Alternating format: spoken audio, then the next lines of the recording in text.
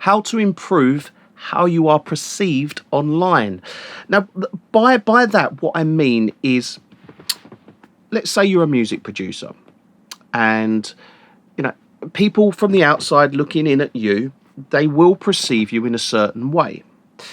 So I was having this conversation with a friend of mine, and he's got a bedroom studio, right?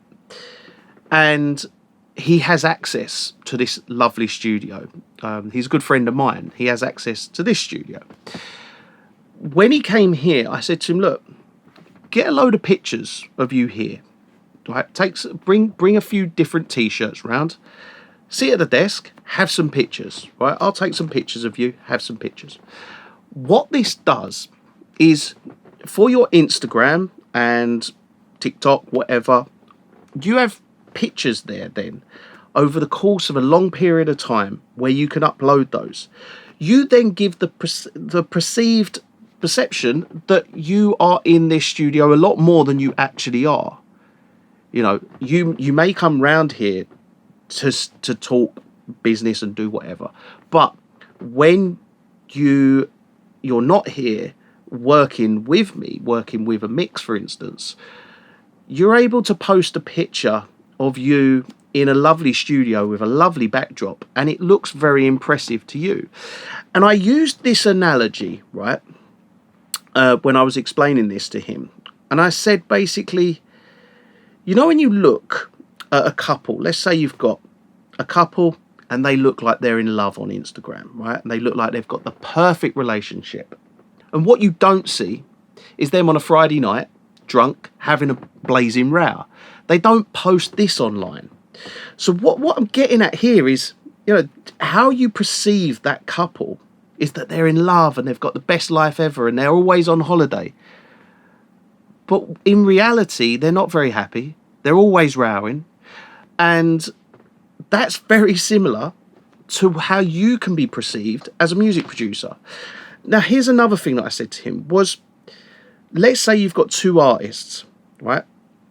You've got two artists, and both artists, let's say they're charging £1,000 each for a remix. You're both doing a remix.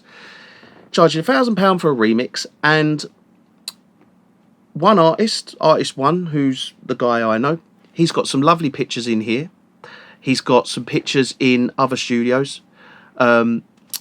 He's got, very few pictures of him in his bedroom studio, which is just literally a desk with a small keyboard and a laptop and headphones. It's nothing impressive. So the other guy, he has pictures of him. His setup is the keyboard, the laptop and headphones and an interface. They've both got the same setups in reality, but my mate's got pictures of him in the studios like this and in other big studios, and he's got other friends who have got lovely studios that he's got lots of pictures in. And giving that perception that you are in a lovely studio gives the client a kind of a false idea that they're getting their track produced in these sorts of studios, when in reality they're not. They're getting their track produced in a bedroom. But this is the thing, is that's not cheating the client, right? Because the client is still getting the result that they want. The song's still mixed in these sorts of studios. It's not like they're ordering, they're ordering mixing and mastering for these people, and then they're cheating them by doing it in their bedrooms. That's not what they're doing. As production services, the best place to be doing these sorts of production services at home, in a bedroom. It's not a case of, you don't need all these big studios, but these are what sell a production service. So having pictures of you in studios like this, they add weight to you. It's all a case of how you're perceived and how people from the outside looking in look at you. I do this. I've got this video running now.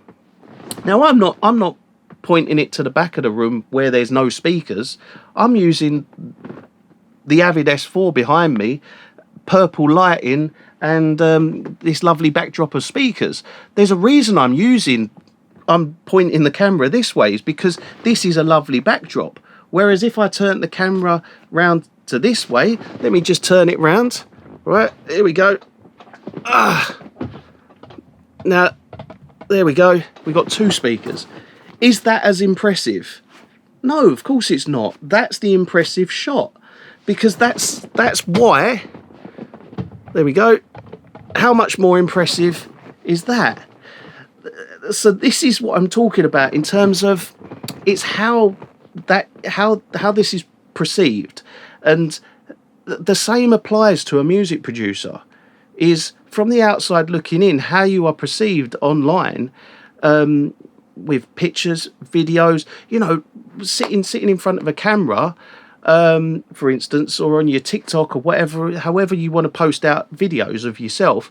If you're, on camera and mumbling and not being able to kind of articulate what you want to say, you will be perceived as something else, rather than if you can really get your point across and really kind of talk to a camera and all things like that. All these things are really, really important. And I want to just say one thing first, is you're not misleading the client. This is how work is won. This is how it works.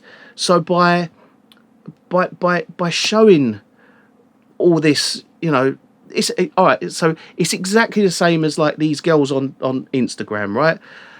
They will show you, right, bikini shots, whatever, right? They'll do all the bikini shots and the face and all this and that, and they'll do all the selfies and they'll do all these pictures and they look gorgeous, right? But in reality, they're not, because I could take 1,000 pictures of me and one of them will look really, really good, and I'll post that. I mean, I don't do that, but I could, and then I could Photoshop it and make myself look amazing.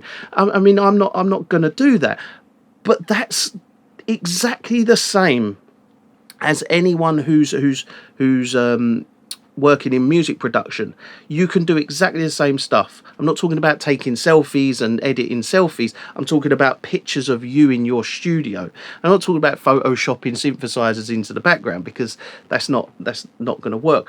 But I'm talking about getting the right shot. So let's say for argument's sake, you're taking a picture. You've got a lovely little home studio where you've got your desk and you've got some speakers and you've got a couple of synthesizers here and there, right? You're not going to take that picture of your studio. So if you take this picture, you want to get this in, right? You want to get the setup in. But what you're not going to do is you're not going to use a wide angle lens and get your bed in the corner and the pile of washing.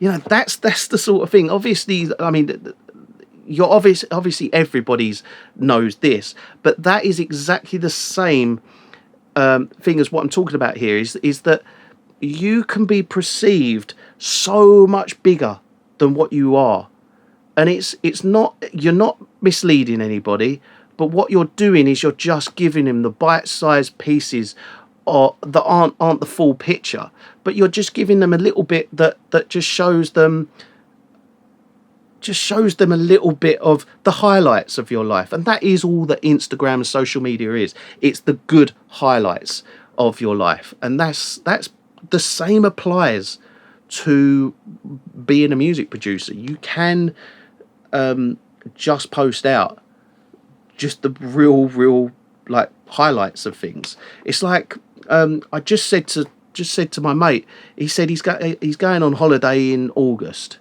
I said, right, well, what you want to do before you go, get a load of pictures ready before you go, different t-shirts, different environments, different lighting, all these different pictures of you in different studios, right, before you go. Now, when you go, have all them pictures on your phone and just post them. Every couple of days, post a new picture, right?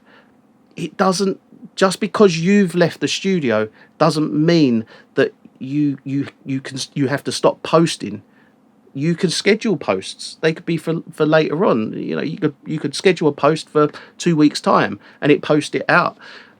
But ultimately, what you're doing is when you go away, for instance, I mean, this is another video, but when you go away, if you leave the studio for, let's say, 2 weeks, and you don't post your content for 2 weeks because you're on holiday and you're having a great time, and you don't want to be dealing with social media, but when you do go away, still keep posting or schedule posts while you're away. And the reason for that is what you don't want to do is let the algorithm forget you.